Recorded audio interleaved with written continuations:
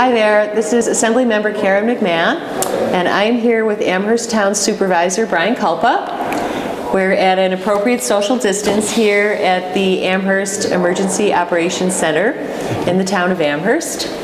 I wanted to meet with Brian today because as we've progressed through the pandemic, we are getting to a point where we're thinking about reopening our communities and our economies. And back when we first shut down, Brian had already been thinking about what it would take and what it would mean for the town of Amherst to reopen. And we had a discussion about it, and he said, you know, we can't just flip on a light switch and everything's going to be back to normal. There's going to be a lot of planning that has to go into this. And of course, Brian is a planner, so he's been planning all along. So I wanted to meet with him today and just have him share some of his ideas and his plans and his thoughts about what it's going to mean for the town of Amherst to reopen when the crisis has passed.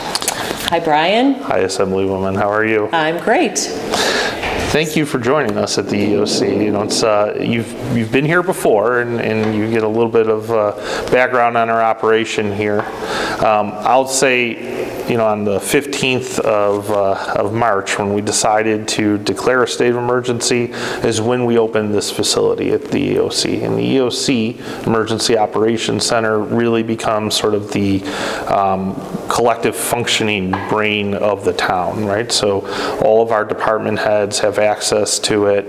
Our emergency services and police departments are specifically tasked with maintaining that operation and making sure the town can stay operable during the length of this COVID-19. It was probably about a week and a half after we opened the EOC that I started talking to my team about disaster recovery planning and reopening. It was very early and obviously premature to talk about opening, but at the time we knew that in the eventuality that we flattened the curve, which I think we've done a great job of, in part due to state leadership at all levels, in the ledge and certainly in the governor's office. As we got to that flattened curve, we knew that we were going to be pressured to reopen. And reality was we were faced with this scenario. It was going to be very easy to have a town that was worse off than it was. We would have to fight like hell to get back to where we were, or we could fight a little bit harder and put ourselves on a better trajectory than we were on to begin with. When we talked about it with the town staff, it became clear that our goal was going to be to put ourselves on a better trajectory. Take lessons learned from COVID, from this situation that we find ourselves in, apply them, change our practice, and move forward as a town. So that's what brought us to the point where we're at currently. Excellent. And I know that you put together a team, you drew on people in town government and in the community, and kind of divided them up into different interest groups and impact groups, so to speak. So maybe you could speak to that. So there's a couple principles that we were working with. The first was obviously town operations. And our department heads, their task is to operate their departments and figure out how their departments are going to operate. And as a group of department heads, they're good at figuring out ways to change the department, change the in-town operational culture.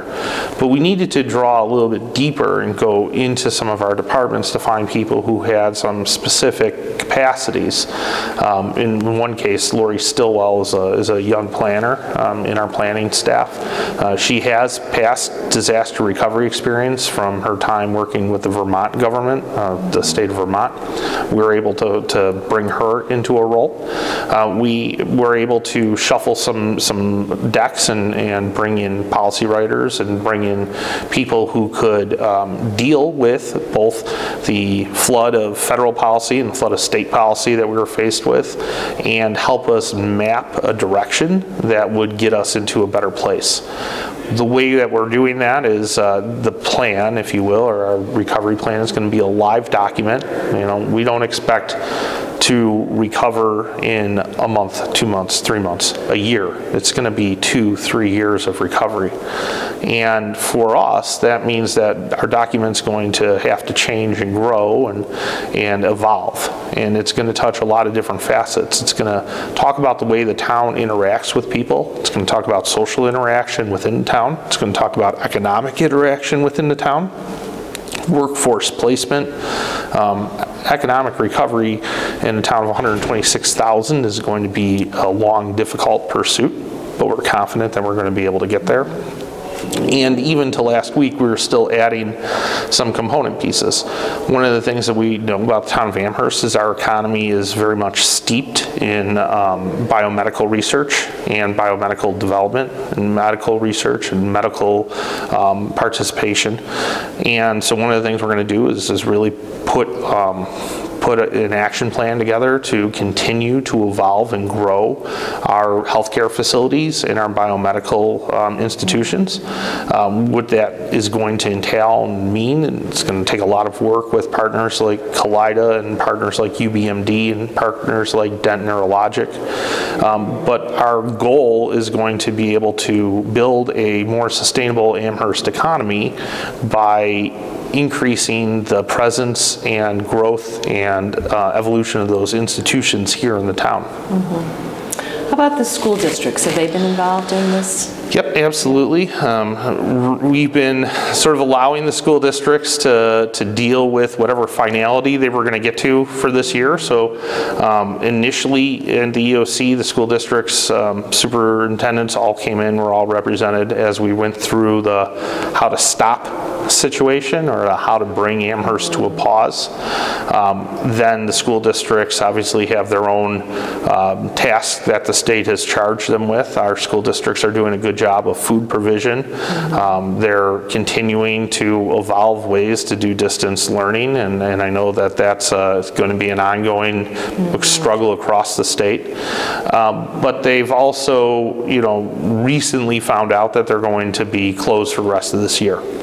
So as they've come to grips with that and the loss of their spring sports season, the loss of their spring concert season, and the change of how you administer end of year exams, we are now talking to them about, okay, let's figure out how as a town we emerge. This town is obviously places a high precedent or a high value on our education systems. Absolutely. So we want to create a town where lifelong learning is desirable and is even more effective. So we are working with those institutions to draw on the quality aspects that they bring, as well as our higher ed institutions. I was going to say, what about the university? Have they? Absolutely. University of Buffalo College. Damon College has been very close to us, but we also have Bryant Stratton and SUNY Erie. As we have gone through this crisis, we have worked with all of those schools, and we're going to continue to. As we evolve from this point, we know that the University of Buffalo's student housing and capacity for student housing is going to be something that we take even more seriously as a town, that we have to create good aspects for high quality housing off campus. It's something that we've done very well with. We've had a very low threshold of students living off campus develop issues in any of those facilities. Want to continue to build facilities that will allow us to safeguard people. We also have had to work with the smaller institutions like Damon to figure out how does a private institution evolve within all of this and where are they at. Damon has done a great job of protecting its students, of maintaining a pause posture on its campus, providing distance learning, and at the same time is now trying to wrap its head around commencement and how it's those things that we take for granted are handled. But the story goes a little bit deeper than that. Damon College actually is our backup kitchen for our Meals on Wheels program. Knock on wood, we haven't needed to resort to that, but should our senior center kitchen go down, Damon was willing to step up and take on some of those responsibilities and challenges. So our partner institutions are vital to keeping the town operating in the face of a crisis, and they're going to be vital for reopening the town. You know, Damon has among its programs a world-class physical therapy program. That's a program that speaks volumes to biomedical capacities here in the town of Amherst, and something that we would like to draw on even further and connect to even more. So what do you foresee as the biggest challenge for the town as we reopen now? So there's kind of a broad question, but I don't know, is there something that's really foremost in your mind that... It's a twofold question. Something that actually I was hoping to talk to you today about. The town is going to, as a town, is going to face a financial hardship this year. Every municipality is. For a town of Amherst with a $130 million budget, this gap in revenue is could create up to a $20 million revenue gap. It's not something easily overcome, although we've are offering voluntary separation incentives and buyouts and hiring freezes, and we've done some part-time layoff, and we've done a lot to try to limit our exposure and risk. The bottom line is we're going to have to close a gap, and it's either going to involve really dipping down deep into our reserve, which is a scary prospect, or could involve a government, our government to borrow to close the gap for this year.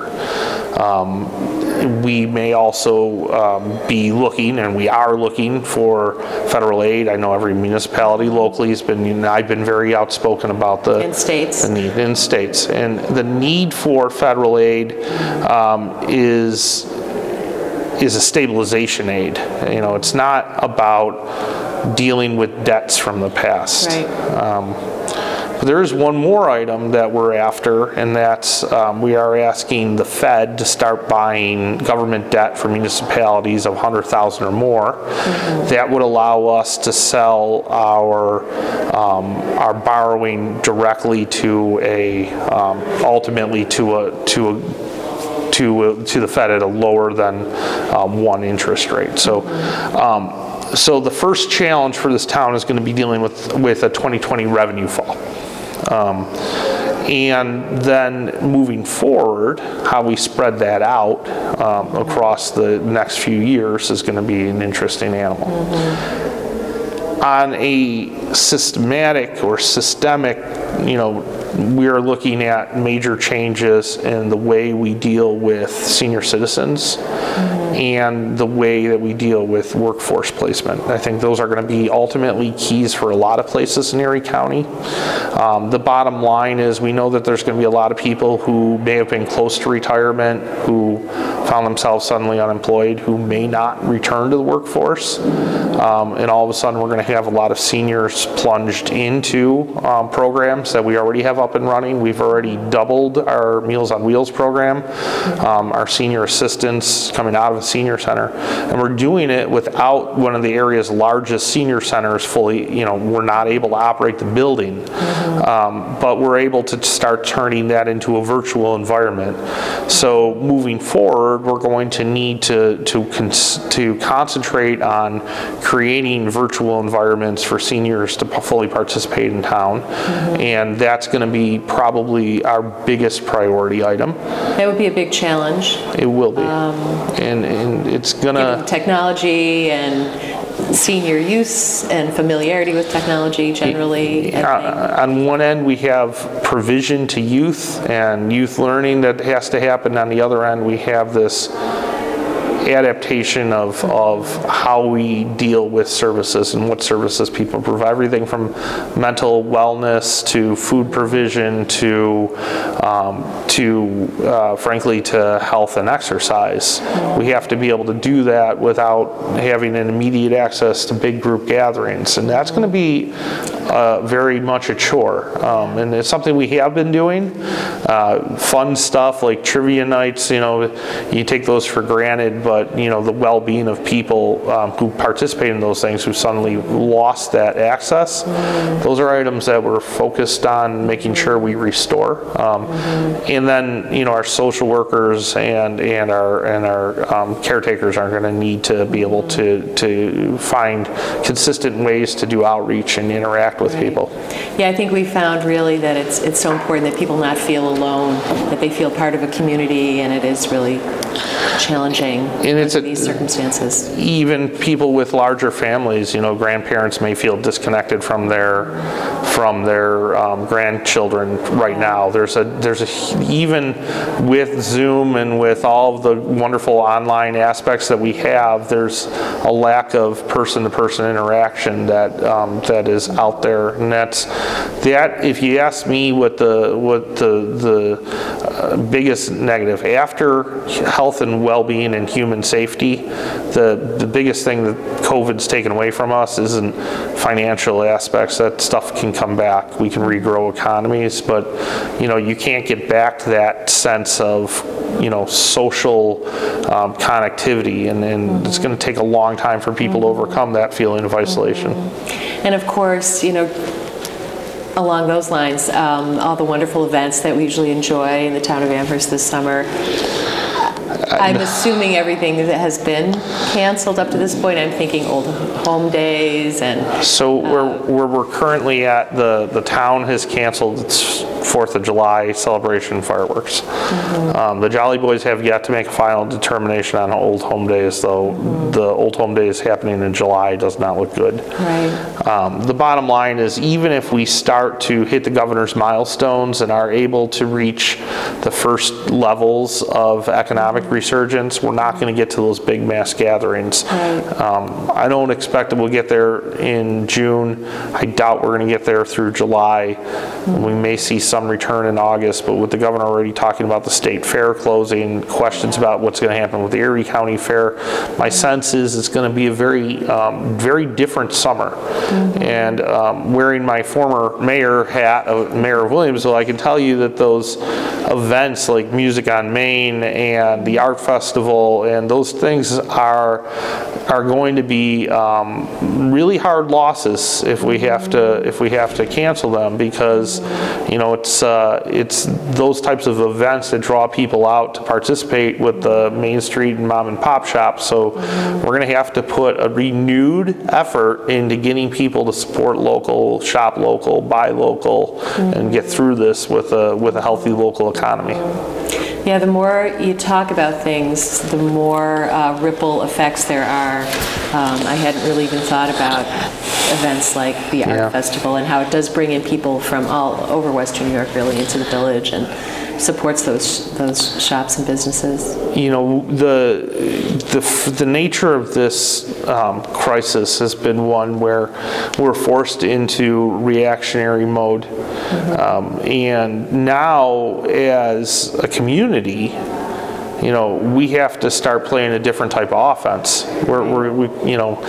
We've been on our heels playing defense, but now the idea here is, what can we do that's different and engaging people in different ways? I think that there's a wonderful opportunity here to add to our fundamental capacities and adapt. We just have to figure out how to do that in very different aspects and different ways. It's the Little League coach figuring out how to give people lessons virtually. It's the teacher figuring out how to stay connected with their students in spite of them not being able to be in the same place. It's ultimately going to be that type of change in mindset that's going to get us through this. Well, we're probably coming to the end of our time together.